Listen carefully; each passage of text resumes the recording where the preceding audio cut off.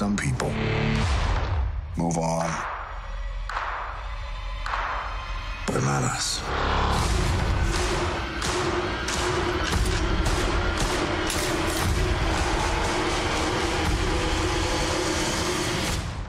Not us.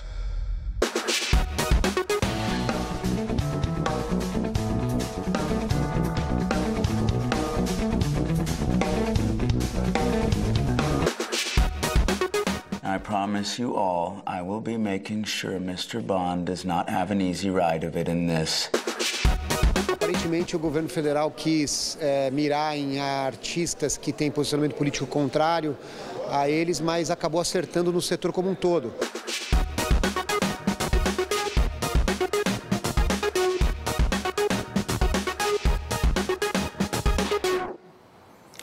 Olá, boa noite. O prefeito de São Paulo, Bruno Covas, vai encaminhar uma carta aberta às bancadas paulistas de deputados federais e senadores, pedindo apoio para sensibilizar o governo federal sobre as mudanças da Lei de Incentivo à Cultura. Empresários e produtores culturais se reuniram na sede da prefeitura para debater o tema e as consequências para a economia da cidade e do estado. O prefeito de São Paulo, Bruno Covas, ouviu uma série de reivindicações de empresários e produtores culturais que estão apreensivos com as novas regras da Lei de Incentivo à Cultura. A principal preocupação é com o limite de captação de R$1 milhão por projeto, o que inviabilizaria, por exemplo, a produção dos musicais. A indústria cultural na cidade de São Paulo é uma grande geradora de empregos e de arrecadação de impostos. Por exemplo, os musicais que nós trazemos de fora, as réplicas que nós montamos aqui, 27% dos ingressos são vendidos para pessoas fora de São Paulo. Então, de fato, é muito importante para o fluxo turístico da cidade e, consequentemente, gera uma arrecadação de impostos e geração de emprego muito importante. Só o musical Fantasma da Ópera, atualmente em cartaz em São Paulo e que recebeu no ano passado a autorização para captar R$13,8 milhões pela Lei Rouanet, gera 300 empregos diretos e 1.500 indiretos. Nós captamos recursos da Lei Rouanet e esse dinheiro só pode ser usado para pagamentos dos custos de produção. Só a produção são 54 milhões, ou seja, 1 milhão é menos de 2% do que se gasta para montar um espetáculo desse tipo. Entre as novas regras estão projetos executados no norte, nordeste e centro-oeste do país passam a ter o dobro de recursos, podendo captar até R$2 milhões. Já as mostras e festivais de audiovisual podem solicitar até R$400 mil na primeira edição. A partir da segunda edição, o valor solicitado será avaliado. O Fundo Nacional de Cultura, ele teria que ser criado, porque ele está na lei e ele nunca, na verdade, foi colocado em prática, o Fundo Nacional de Cultura, exatamente para esses estados e municípios que não têm, na verdade, um polo industrial tão potente como o Sudeste, esse fundo possa, de alguma maneira, ali contribuir para a produção dessas regiões menos favorecidas. O que eu fico um pouco preocupado é porque a classe artística não foi consultada. Uma outra preocupação é com relação à gratuidade dos ingressos. Quem captar recursos através da lei de incentivo terá que doar 20% dos ingressos e separar 10% a preços populares. Uma temporada, por exemplo, de um musical num teatro de 1.000 lugares, de 4 meses, isso gera 20 mil ingressos gratuitos. E os ingressos teriam que virar num preço absurdo e que, infelizmente, a gente também não tem público no Brasil que pudesse pagar um ingresso de teatro um valor tão alto, né? Então, acho que perde todo mundo, né? São uma série de medidas que precisam ser adotadas agora para criar um movimento que reúna todo o setor cultural, a cultura que está sob ataque. E, nesse sentido, São Paulo precisa se impor, tem um papel a cumprir, porque São Paulo é a cidade que é mais afetada do ponto de vista econômico com essa decisão. E nós do Metrópolis vamos continuar debatendo o assunto, claro. E agora as estreias nos cinemas. Vamos começar com Vingadores? Não. Vamos deixar Vingadores para o final. Vamos começar com um filme argentino que se chama La Cama, que é de uma diretora que se chama Mônica Lairama. Um casal na faixa dos 60 anos decide se divorciar depois de 30 anos de casamento. A casa onde eles viveram acaba de ser vendida e eles passam as últimas 24 horas aí tendo que limpar, organizar o lugar. Claro que vão reviver lembranças, além de enfrentar medos como da velhice e a solidão. A estreia internacional desse filme foi no Festival de Berlim. Agora um drama de guerra que se chama Sobibor. Sobibor é baseado em fatos reais. O filme mostra uma revolta que aconteceu no campo de extermínio russo de Sobibor, que ficava na Polônia durante a Segunda Guerra Mundial. O foco está no oficial soviético Pechersky. Quando ele era um prisioneiro de guerra no campo, conseguiu organizar um motim que acabou possibilitando a fuga em massa dos prisioneiros. Muitos fugitivos foram mortos durante a fuga. Apenas 53 sobreviveram ao final da guerra. Agora, um drama muito aplaudido em PB, muito interessante, se chama O Ano de 1985. É do cineasta malaio Yen Tan. A história de Adrian, que depois de 3 anos fora de casa, volta numa noite de Natal e reencontra os pais e o irmão mais novo. É 1985, um tempo em que a AIDS matava milhares de pessoas. E o obscurantismo da época associava a doença ao comportamento homossexual. O reencontro familiar vai forçar o aparecimento de segredos, acompanhados de muita culpa. É um filme que serve para alertar. Esse tempo existiu e não queremos que ele volte.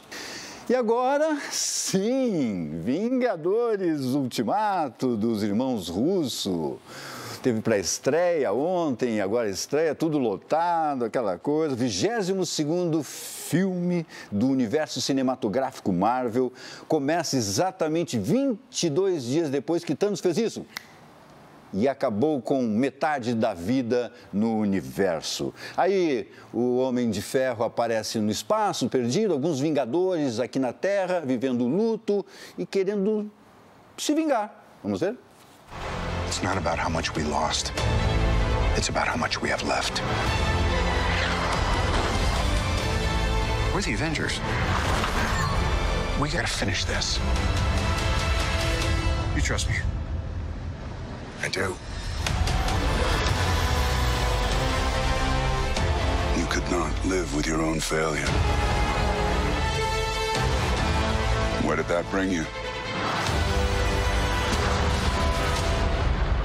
Back to me.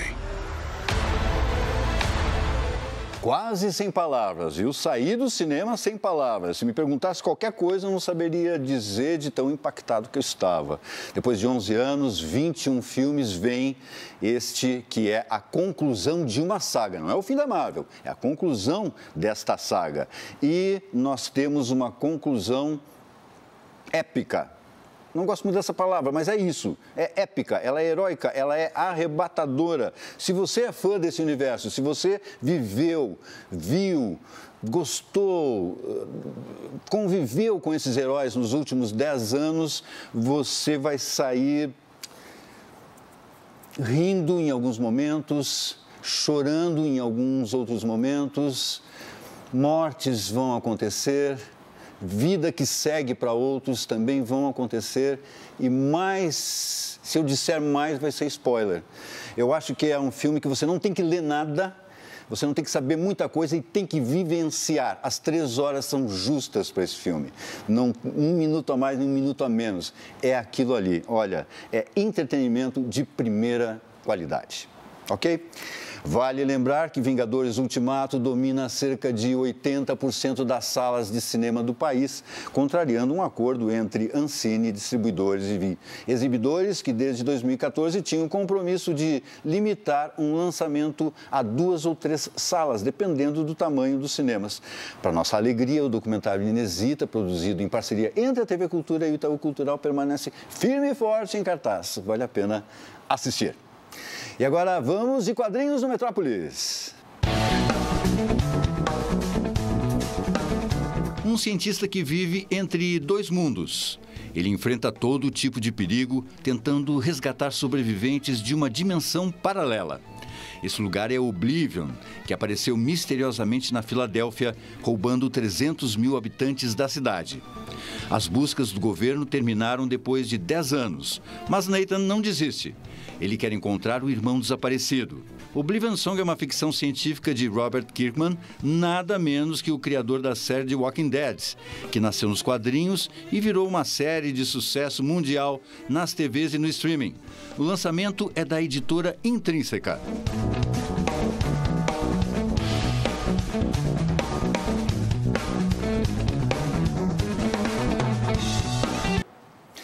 De volta com mais cinema. Ano que vem teremos o 25º filme de James Bond.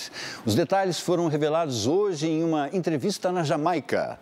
Por exemplo, muitos atores que estavam em Spectre, filme mais recente, de 2015, estarão de volta, incluindo aí, claro, Daniel Craig, que vai interpretar o personagem pela quinta e, segundo ele mesmo diz, última vez. A grande surpresa foi o anúncio do vilão. Ninguém menos que Rami Malek, ganhador do Oscar por Bohemian Rhapsody. Um resumo básico da história. Em Férias na Jamaica, Bond será chamado para resgatar um cientista sequestrado e aí a missão vai passar por Noruega, Inglaterra e Itália. Ainda não há um título para o filme, por enquanto é Bond 25. E começou hoje em Portugal uma exposição sobre os presos políticos do país. É um pontapé para o Museu Nacional da Resistência e Liberdade, que será inaugurado até o ano que vem em um forte na cidade de Peniche.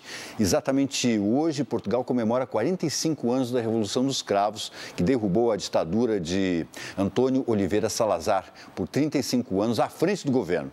Por isso, terminamos o programa com a música Grândola Vila Morena, consagrada como o hino da Revolução e marco da volta à democracia em Portugal.